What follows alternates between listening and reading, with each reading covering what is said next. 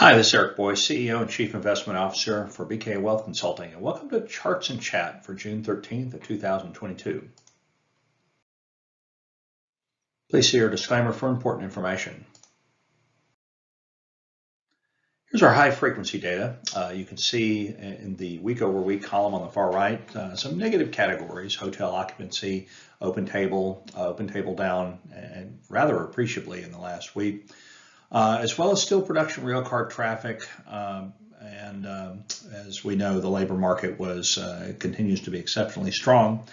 We see in the month over month some weakening there in the hotel occupancy and open table, I think by virtue of cost increases, inflation, demand shifts on the part of individuals focusing a little bit more on energy, food at home, as opposed to dining out as much. Certainly consumer-related travel, business travel picking up just a tad here, but consumer travel, again, we're in the summer months, so we'll have to watch how that plays out. This is typically a high travel season, so we would love to see this data look a little bit better, but we certainly understand why this data is a little bit weak. So TSA checkpoint data, again, does reflect some volume of flights, some inventory being put back on the market. We know that overall demand for air travel, even though airfare was up noticeably in April as well as in May, there's still a pretty high demand. So there's an elasticity factor at play here, which is actually pretty interesting. So supply of motor gasoline, we know the supply is up. We haven't seen a material change in driving habits with gasoline now above, well above $5 a gallon. But when you get to 5.5 and 6, I think the conventional wisdom is that we're going to see a little bit of demand destruction there. Here's a few of these categories in a visual format. So upper left-hand corner, weekly retail sales. You can see that number starting off fairly well by comparison to previous years, particularly in 2019 and last year, but beginning to revert back to the mean. Retail sales overall have been fairly strong. We know that there has been a component of that is certainly tied to gasoline purchases. Then so that's obviously accounting for a bigger share of overall retail sales, and we know that some of the more discretionary areas have been impacted adversely. Open table, we talked about that, again, kind of reverting back to that 2021 level. So right now in line, if you look at retail sales and open table, it's really at 2021 levels. It's not appreciably below that.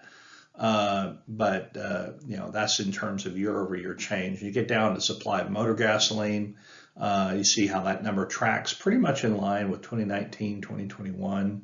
And then TSA checkpoint data still a little bit below where we were in 2019, but well above where we were last year. And that gap has been narrowing consistently over the last year or so.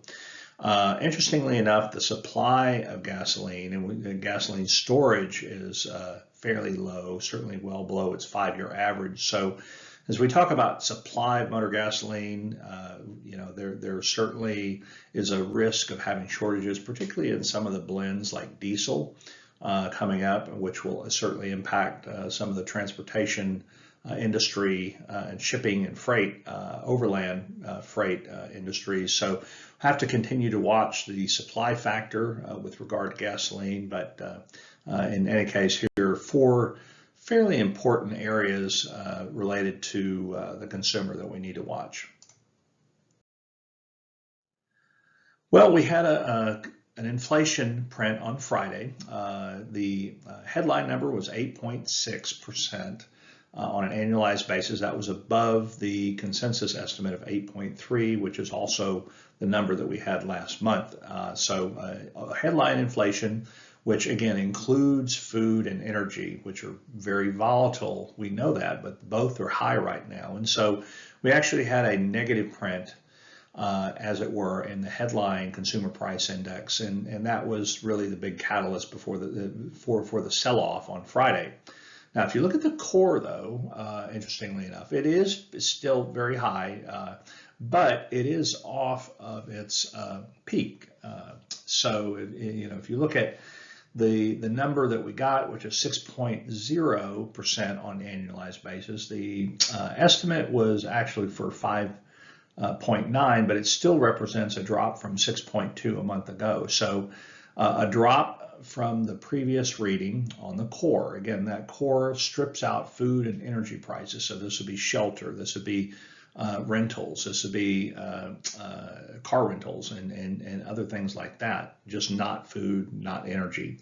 So down slightly, but still elevated levels, and obviously some concern over whether this number is going to remain high. Is it going to go maybe a little bit higher before it goes lower again? Market is really struggling with this peak inflation conundrum right now.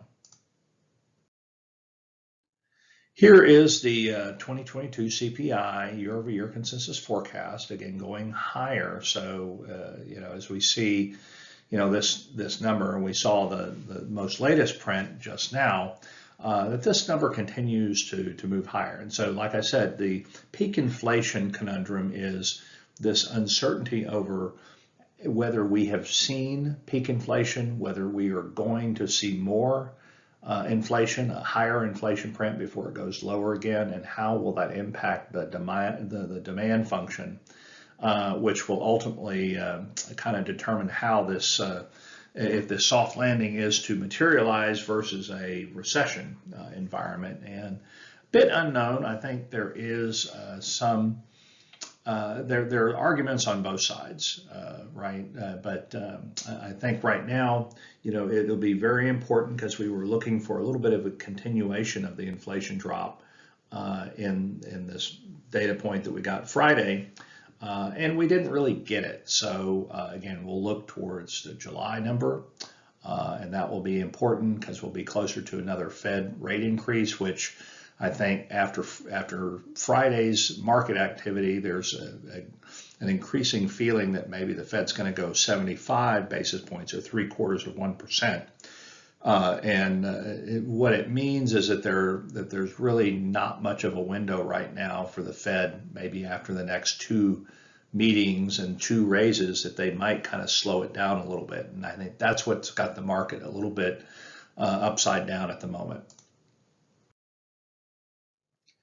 Here's a bit of good news. Now we know the supply chain issues are still very important, very relevant contributor to inflation. We see overall activity maybe subsiding a little bit. That's in the red, but you look at the components of this. Obviously, transportation clogs are starting to resolve themselves. I would say that prices are still pretty high, as we've talked about. Inventory, labor. Really not much change there, but when you talk about transportation, logistics, and kind of the supply chain stress tracker, it is rolling over, and has for a few months now. So again, very high still, which is a problem in the aggregate, but at least directionally, it's getting a little bit better. Here's household net worth as a percent of disposable personal income, and so this is interesting because you're dealing with households that own more market-based assets like equities and fixed income. Certainly more equities right now, but and those are obviously a little bit more challenged in terms of their price growth. However, on the flip side, those who own homes, the average household that owns a home, is witnessing a tremendous amount of net appreciation on that home. And so houses are typically people's biggest asset. And so as a result here, you see net worth as a percent of disposable personal income actually going up. This would be somewhat inconsistent with the recessionary environment, and would lend itself to maybe increased consumer activity. Again, the consumer represents 2/3 to 70% of the economy, but if most of your net worth increase is tied up in your house, how are you going to get that out? It's not necessarily a liquidity that you can tap into. Now, last year that was absolutely the case, and so we saw a tremendous amount of refinancings take place, which fueled a tremendous amount of consumption. People built COVID pools. People, did home improvement projects. A lot of consumption from a lot of these, basically home refis that were able to be done at very low interest rates. Well, that's not the case anymore. The 30-year fixed rate is somewhere close to 5.5% now. It's moved up rather quickly, and so you don't see refi activity has basically dropped to zero. And so basically a long-winded statement here is that with rates high, refis low, we're not going to get the benefit this year that we did last year on consumer spending out of refinancing one's home. And so, the question is, where is consumption going to go, even though household net worth as a percent of disposable income is pretty high, and also considering the fact that real wages and real income is still somewhat negative. Here's a quick check on earnings estimate breadth. And so what we see here, this is from Fidelity, from Jurien Timmer over there. He's their strategist. And what you can see is that you have the number or percent of S&P 500 companies with higher next 12 months earnings versus 3 months ago. And so that number, you get from basically a year ago, it was about 80%, close to 80%. Now it's about half. Half the S&P 500 has higher next 12 months earnings estimates, and then you see the S&P 500 layered on top of that. So even though we have and we may test these interim lows on the S&P 500, but you can see here that earnings estimate breadth has really thinned out quite a bit. But I would argue that it's not in crisis territory. And here's earnings revisions, basically if you look at it on kind of a mean basis. And so you can see where we are now. This is a score, if you will. So this is kind of an index, and it shows you over a long period of time dating back to 1990, earnings revisions on a global basis. And you can see that obviously estimates have come down, I should say, not the earnings themselves. So this is telling us, what we already know, is that there is a slowdown in profits because margins are getting pinched because higher input costs, inflation, labor, so on and so forth. But looking at it on a relative basis, just as I mentioned in the prior slide, it's not at crisis levels yet. Obviously, it bears a lot of watching. It's not at a point where we would be intensely worried. Obviously, earnings is very important to the overall valuation in the market. We know that price to earnings multiples have come down. Now what we're watching is what's in that denominator, what the earnings are going to do. And so we know earnings are coming down, and we're making adjustments for that in our valuation assessments. And so what we have to watch going forward is where these estimates go, and do they turn outright negative. Right now, the market's expecting about a 4% increase year over year in earnings for the upcoming quarter, and now that certainly that the second quarter earnings are first quarter earnings are in the bag. Second quarter earnings are, we're beginning to get our arms around what that's going to look like. And right now, like I said, the estimate is for up 4% year over year. Here is the earnings progression as we get out into the forward months. You can see these various quarters, what actually happened in terms of earnings. Now, most of the data point below the zero line represent 2020 when we were dealing with a pandemic, and so obviously year-over-year numbers were fairly weak. But as you can see here, as I just mentioned in the prior slide, second quarter of 2022 estimates are looking to be up 4%. Here's an interesting chart, again from Fidelity and Jurien Timmer, and what he does is an overlay of the 1945 to 1949, and I think probably bears a little bit of additional work, but the correlation is exceptionally high. If you overlay what's gone on since 2019, and up through the present. And so I thought this was relevant because of the track in the pink here that is basically what happened going forward in 1946 on through the latter half of that particular decade. Again, this is post-World War II. And I do think it has some relevance to what we are probably likely to expect going forward for the next couple of years in the equity markets, is that, we're not necessarily going to see a lot of these outsized return environments. We'll have bear market rallies, then we'll have maybe a new cycle emerging, but it's not going to be kind of the outstanding and outlandish performance that we've seen. So I think in looking at this chart, I think the pink, you can see it kind of meandering along the flat line here. I think that's not dissimilar from what we probably should expect. In fact, the other time frame that I'm kind of watching here, would be, in that perhaps that late 70s, early 80s, where we had outsized inflation. In fact, our inflation levels now are pretty close to, or not close to, but the magnitude of the increase in inflation is very symptomatic of what happened in the late 70s, and I think the aftermath was that we didn't have, a fantastic equity market for a few years after that, and that's what this chart shows. And I think that's probably more of what we should probably expect in our equity markets over the next couple of years as we work through this inflation and some of these imbalances. Couple of charts here, interesting. So, we talk about short and long duration stocks. That's kind of an esoteric thing. But just think of long duration stocks as really high multiple stocks that you have price to earnings that are well above the market average PE is around 16.5, and then you've got these high duration stocks, which would be like technology stocks that have these super high multiples.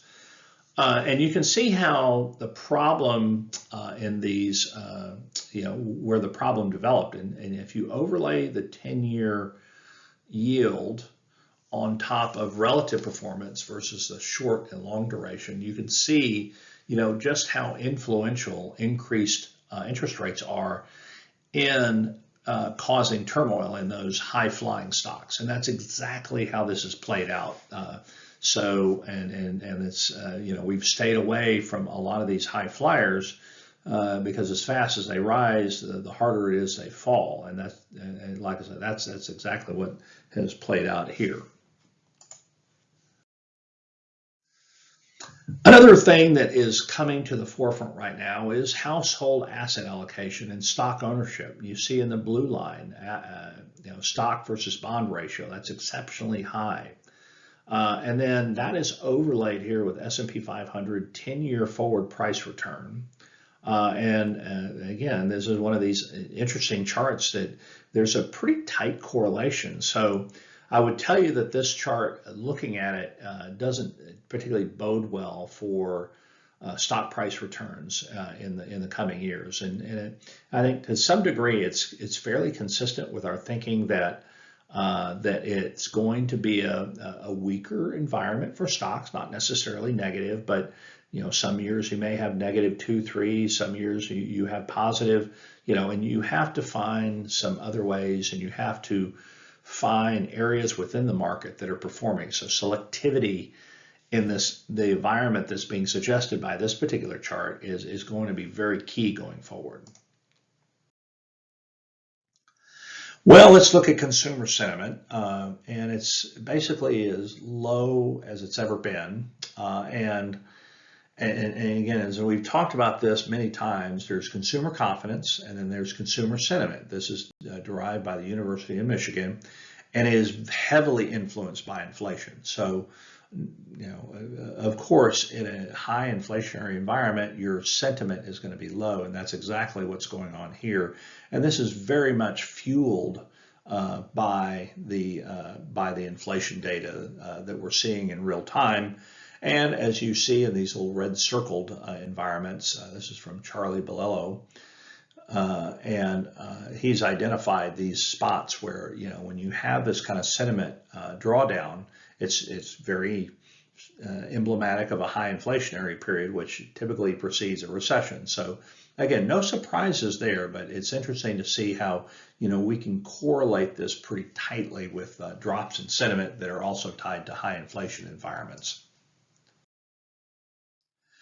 Real average weekly earnings continue to be negative, and that's because our inflation's going higher. It's rising at a faster rate than earnings are rising, and earnings are moving at north of a 3% annualized pace, which is in a normal year would be absolutely terrific.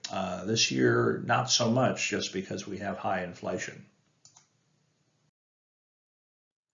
Here is the 2-year government index, and this is how all of this stuff is being priced into. Now, this is annual, rolling annual, going way back to 2008, so it's a pretty long time series, but you can see, where we were headed in 2018. We were heading in an environment where we were looking to, the yield curve was flattening at that point as we were raising interest rates, and then in 2019, rates started to come down. Fed was more accommodative, and the credit environment overall was fairly easy. And then the pandemic happened, everything, floor dropped out, and now they've picked back up in a pretty big hurry, really to a spot that they were pre-pandemic. And as I like to say, this is helping to do the job of the Fed. So the market is not necessarily waiting for the Fed to do this. They're pricing in already where they think these rates are going to go. Obviously, they're pricing in kind of this, we'll call a neutral rate or stability rate that's being priced into now of somewhere 2.5%. So here's a valuation and the 2 years. So we've got in the blue line, or excuse me, in the gray line, we have price to earnings ratios over the coming next 12 months. And this is, and then we're looking at basically the fitted price to earnings ratio based on a 2-year. And so, it's a long-winded way of saying multiples are coming down. They were close to 23 times forward earnings as we were in the middle to third quarter of last year, and so they've completely come down. And so we're at levels now. Again, if you have earnings stability, that they're actually very consistent with long-term average, and you can almost say, okay, they're fairly valued. But obviously they're not if you get significant earnings erosion, which is what we were talking about a few minutes ago. And right now we haven't seen that. We've seen earnings estimates roll over, but they haven't cratered. That will be the big watch for us in the next 2 to 3 months. Here's the Fed dot plot. You can see in the kind of the purple, lightly shaded dots along here. That is essentially the Federal Reserve Open Market Committee's own estimate of where interest rates are moving. And so, this is overlaid by the 10-year Treasury, which we know has moved considerably higher. What this curve, what this data and this slide tells us is that there's a distinct expectation that rates are not necessarily going to go much higher, maybe another 20, 30, 40 basis points, but then flatten out. And then you have a flat yield curve, which, again, not surprising that you typically have a flat yield curve before you enter a recession. I still think that barring some massive unforeseeables, that we're not going to get a recession in 2022, but it's more likely in 2023. And so all of these things are tending to kind of line up with that expectation. Here's a quick check-in on some commodity related things. So you got the broad commodity spot index by Bloomberg in blue, and we know that's moving higher. But if you take that index and divide it by the moving average to get kind of a smooth level, you can see that despite this massive move in the index itself, on a smooth kind of trend line basis, it's just now beginning to perk out of these longer term averages. So again, mathematically, you take the index and divide it by its 200-day moving average, which we know has been elevated. I mean, it's not terribly out of line, but it's heading in that direction. Here's a look at oil. We've got essentially a supply chart here. And so how you read this is that you have, basically, where we've had demand destruction, you see the blue line be a little bit negative. Well, that's essentially China shutting down and locking down, and other areas of Asia kind of locking down a little bit because of COVID. So you really haven't had a lot of demand contribution net. Obviously the U.S. demand for oil is very strong. Gasoline, distillates, diesel, so on and so forth have been pretty high, but that's been offset by China. Well, that's going away because China's beginning to open up, and so you see that deficit narrow, and so demand will be contributing to the supply shortages. And we know the supply is already fairly weak because of Ukraine. And you can see how that materialized in February, March, and then we get that spike. And that was the first big disruption related to that invasion, with oil supplies from other areas being diverted, overall global supplies going down, so on and so forth. So, it's kind of setting up the environment where not only oil prices to remain high, but also gasoline prices at the pump not likely to go down anytime soon. In fact, with this setting up the way it is, I mean, gasoline prices could actually go up before they go back down. Here is a quick chart on the U.S. Strategic Petroleum Reserve, and as we know, there's been some rather meaningful releases from the SPR to try to mitigate some of these price increases. But what I would just say about that is I think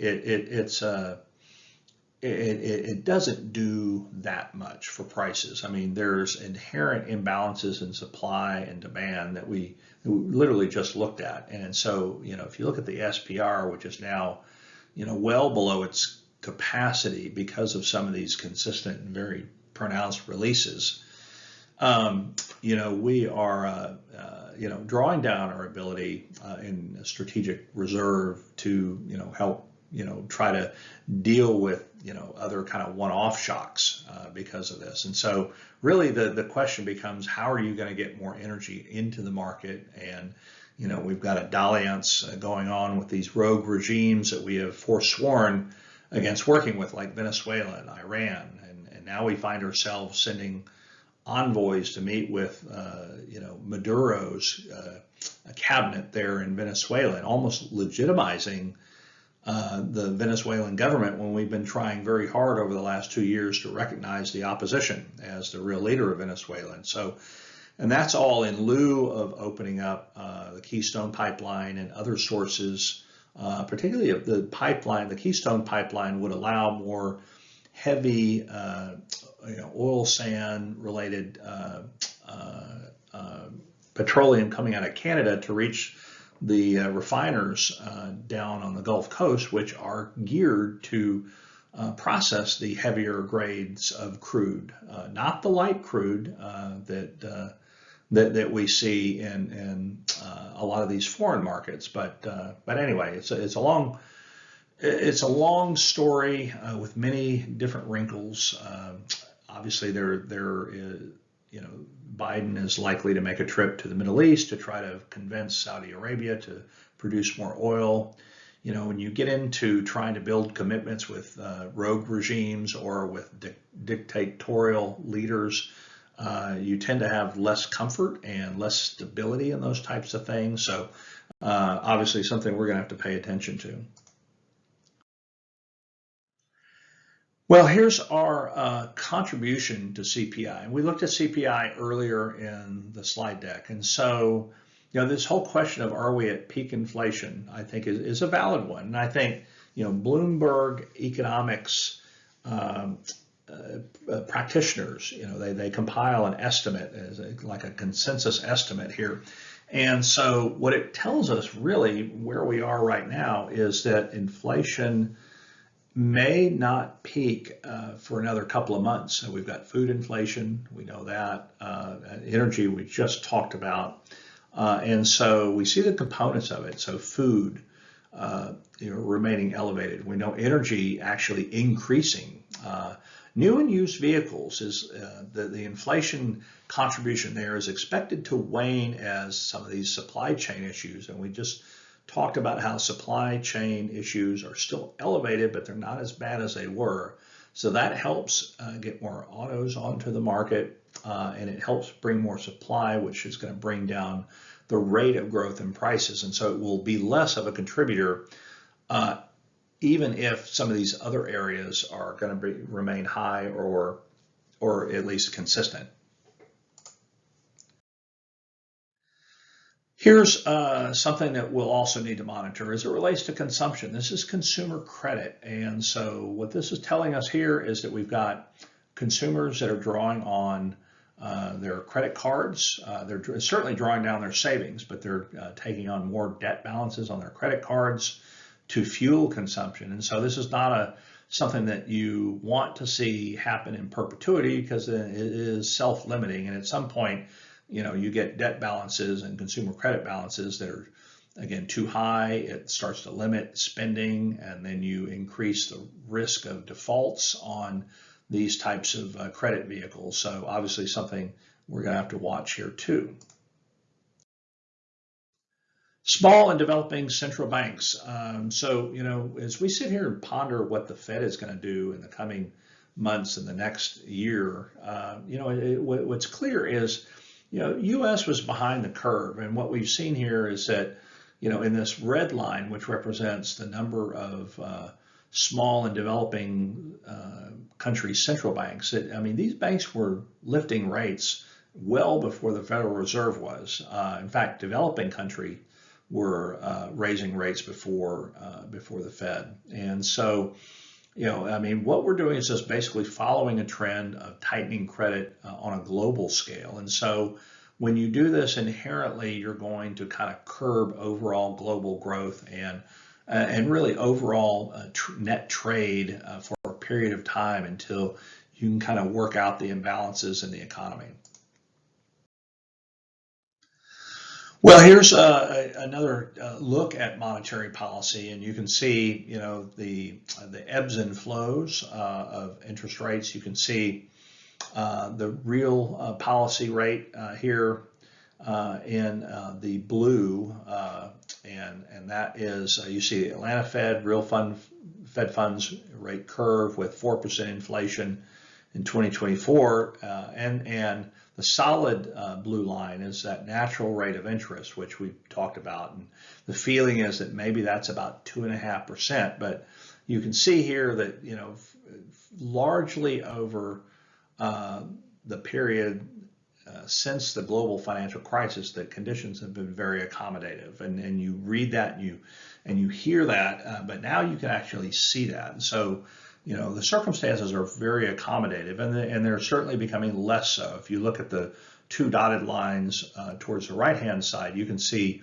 where those are going. If you look at the Treasury inflation protection securities, as well as if you assume a 4% inflation rate in 2024, which would be much higher than the Fed's 2% policy desired rate, then, you're getting, you're really getting up to that neutral rate that is being talked about. Here's a trade balance, and this largely speaks to the issue of China curbing imports. So trade balances, goods and services here have really rolled over, but it has a lot to do with China. All right, here we have a slide on the mortgage market. So you can see here in the amber line, those are pending home sales. And we know that with interest rates moving higher, that those are sliding off a little bit. And then with that decrease in demand overall, even though demand is still pretty high, but pending home sales dropping off has had an associated impact um, on lumber prices. And so we can see lumber futures moving down. They're about $600 per thousand board feet right now. And you can see that they've been much, much higher than that. So we've seen a more than halving in lumber prices. But that, again, that corresponds with home sales dropping off a little bit.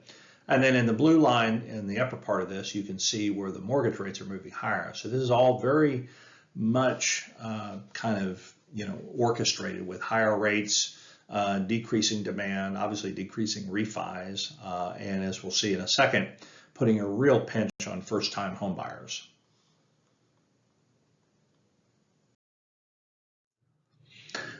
Well, as I mentioned, here is that data on housing affordability for first-time home buyers, and this is the real gotcha in all this. So, I mean, basically, we're down back to, essentially global financial crisis levels, and that's because prices are high and credit is tighter than it was, excuse me, and you can see where it is impacting the rental market, and so rents are moving higher, which is again a component of the consumer price index. Saw this from Arbor, pretty interesting. It's the U.S. vacancy rate. So vacancy moved really low. It was fairly tight. 4% is unusually low as you look over this time series dating back to 2017. Oddly enough, vacancy has picked up just a little bit, and I think that has to do maybe a little bit with more multifamily capacity coming on online, because this is basically an index studying apartment list vacancies. And so, but again, even if vacancies have picked up a little bit, that is only moving slightly higher. It's not moving anywhere close to where it was before the pandemic. Here is the long bond as we look at it, and it's a 30-year Treasury yield band, and so you're in a real conundrum here, because I mean there's a very well articulated, very well defined downtrend. I mean, we've talked about this ad nauseum. After high inflation in the late 70s, the Fed gets really, really tough. Paul Volcker raised interest rates, just choked off the economy, sent us into recession. And that prompted this long, prolonged bull market in fixed income. And so question is, are we in a new paradigm? So, if you're, with treasuries having sold off quite a bit and yields moving higher, if you're a buyer here, you're really betting on a reversion back to this long-term mean. And if you're a seller of, the long bonds here, then you're really focused on a new paradigm where rates are moving higher. And so the big question here is, where are we going to go? Because you have a kind of a toggle between two different extremes here. Sovereign debt defaults have been fairly low. Last year was extremely low. 2020, obviously, with the pandemic and shutdown, there were a lot of defaults.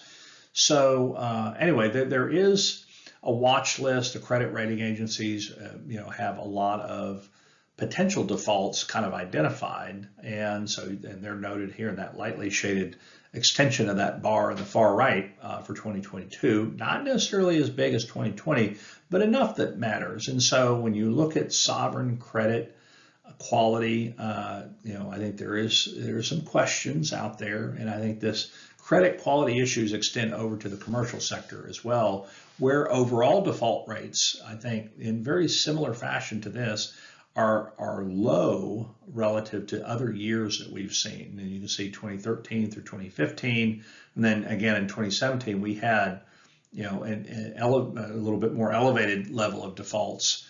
But I'm not sure that the credit quality issue has been fully priced into the market yet. Here's some other commodity charts here. We've got soybean futures. Again, that's impacted by Ukraine. And then you've got lumber, which we just talked about. And so, what's interesting here is you have a composite commodity inflation basket, which is moving higher, but you definitely have components within that are moving the other way. Here's the commodity basket, and looking at energy's influence on that. You can see energy in that solid black line moving appreciably higher, but you've got industrial metals that have eased up. Some of that is related to the fact that tighter credit might decrease the demand for construction of industrial metals for construction related purposes. You can see ag related commodities are still high, and you can see that aggregate line moving up because of ag and energy. Well, our last two charts here, wanted to show a couple that I have particular interest and kind of collateral impacts, if you will. So this one plots the national price for gasoline in that blue line against President Biden's approval rating. And not too surprisingly, I mean, the things that really hit the mainstream consumer are food prices and gasoline prices. And there's a lot of the things that they see that that impact their lives, but food and energy are the ones that they feel. And oddly enough, the Fed cares about core prices, but the consumer and the voting public certainly care about the total inflation basket. And so that's obviously here moving higher. In fact, the latest data point on Friday, national price for a gallon of gasoline was over $5. And so what this implies here is,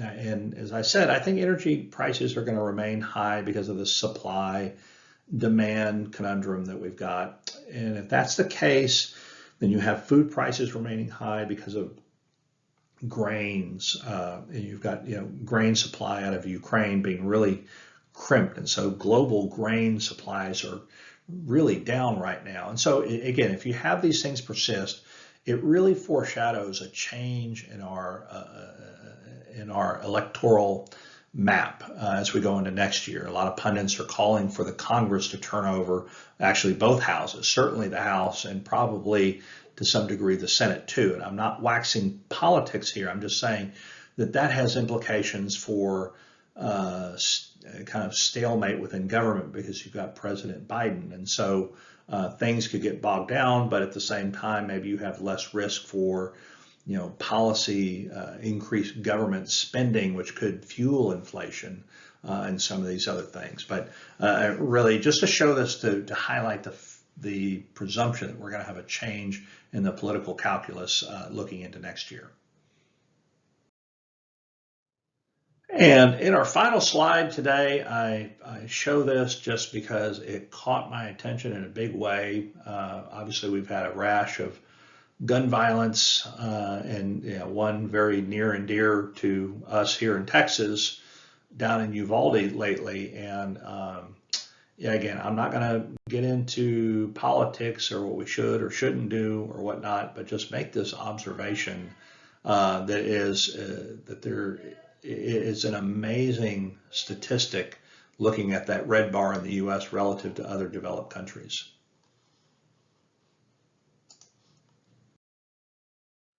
Well, that will do it for this week. I hope you've enjoyed the chart pack. I hope you have a wonderful week, and we look forward to talking to you again soon. Thank you. Take care.